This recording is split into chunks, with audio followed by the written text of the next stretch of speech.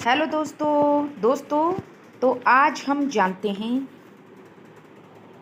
महर्षि वाल्मीकि और महर्षि वेद व्यास जी के बारे में। जी हाँ दोस्तों, कि इन दोनों ब्रह्म ऋषियों में क्या अंतर था और इन दोनों महर्षियों ने अपने जीवन काल में क्या क्या किया। दोस्तों, महर्षि वाल्मीकि और महर्षि वेद व्यास दोनों ही भारतीय परंपरा के महान ब्रह्म ऋषि थे, लेकिन उनके जीवन, कार्य और भूमिका में कई महत्वपूर्ण अंतर थे।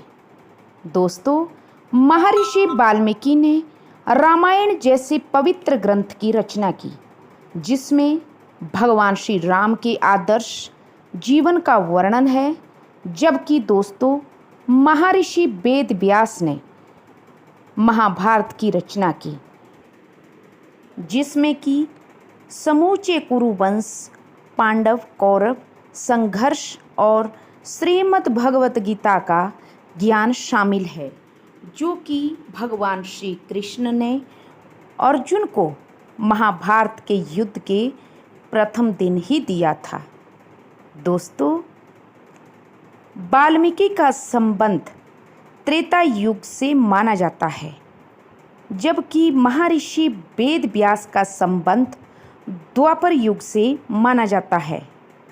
दोस्तों, वाल्मीकि ऋषि मुख्यतः एक ऋषि और कवि थे।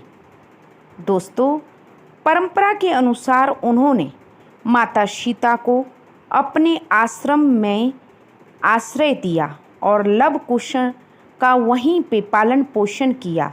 लव कुश का महर्षि जो वाल्मीकि थे, उनके आश्रम में ही माता सीता के द्वारा जन्म दिया गया और वहीं उनका पालन पोषण किया। लव कुश के गुरु भी महर्षि वाल्मीकि ही थे। दूसरी तरफ दोस्तों, महर्षि वेद व्यास केवल लेखक ही नहीं थे, बल्कि महाभारत की घटनाओं के प्रत्यक्ष पात्र भी थे। वे धृतराष्ट्र, पांडु और विदुर के जन्म का कारण बने नियोग विधि के द्वारा, और कुरु वंश से उनका सीधा संबंध था।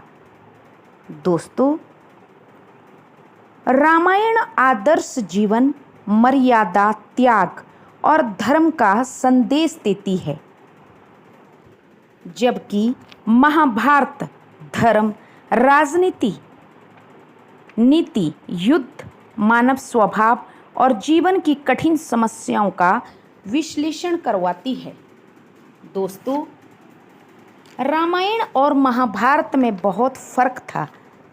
रामायण तो श्री राम ने लंकापति रावण, जो कि राक्षस था, उसके साथ लड़ी, लेकिन महाभारत तो भाइयों भाइयों के बीच में हुई, भाई भाई के बीच में हुई। एक दूसरे का, जब कौरवों ने पांडवों को उनका हक नहीं दिया, तो भगवान श्री कृष्ण फिर ये उनके द्वारा महाभारत युद्ध, धर्म युद्ध करवाया गया। दोस्तों, रामायण में भाई भाई के प्रति, एक दूसरे के प्रति प्यार, करुणा, समर्पण, त्याग और सब कुछ छिपा है, लेकिन महाभारत में भाई भाई ही एक दूसरे के दुश्मन हैं, एक दूसरे को के ऊपर षड्यंत्र करते हैं, एक दूसरे का मनोबल गिराने में लगे रहते हैं, एक दूसरे की पत्नी को नग्न करने की अवस्था में लगे रहते हैं, जो कि कौरवों ने पांडवों के साथ किया। द्रौपदी भी तो उनकी सगी भाभी ही थी, लेकिन फिर भी जो कौरव थे, उन्होंने पाप करने की चरम सीमा तक वे पहुंच गए। दोस्तों, महर्षि वेद व्यास को चारों वेदों का संकलन और विभाजन करने का श्रेय भी जाता है। उन्होंने, महर्षि वेद व्यास ने चारों वेदों का वे ज्ञाता थे, इसी कारण उन्हें वेद व्यास कहा गया, ब्रह्म ऋषि वेद व्यास भी कहा गया।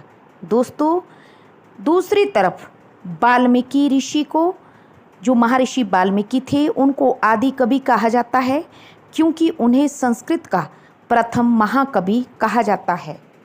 दोस्तों, महर्षि वाल्मीकि ने आदर्श पुरुष श्री मर्यादा पुरुषोत्तम श्री राम के जीवन को महाकाव्य के रूप में प्रस्तुत किया, महर्षि वाल्मीकि ने। जबकि दूसरी तरफ महर्षि वेद व्यास ने महाभारत के माध्यम से मानव जीवन, धर्म और कर्म की जटिलताओं का गहन चित्रण भी किया। दोस्तों, दोनों ब्रह्म ऋषियों का भारतीय संस्कृति और आध्यात्मिक परंपरा में अंततः उच्च स्थान है। दोनों ही ब्रह्म ऋषि अपनी अपनी जगह सही है। ये नहीं कि जो ब्रह्म ऋषि, जो महर्षि वेद व्यास जी थे, उन्होंने महाभारत युद्ध को रोकने की कोशिश नहीं की। उन्होंने धृतराष्ट्र को बहुत समझाया, भीष्म पितामह को समझाया, गुरु द्रोण को समझाया, दुर्योधन को समझाया, दुशासन को समझाया, लेकिन जब कोई रास्ता नज़र नहीं आया तब अपने हक की लड़ाई लड़ने के लिए महाभारत जैसे भयंकर युद्ध का निर्माण करना पड़ा।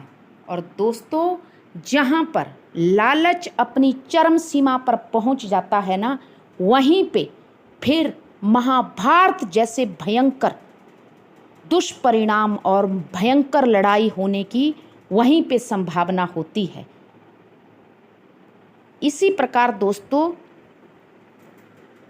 दोनों ही महर्षि अपनी अपनी जगह सही हैं।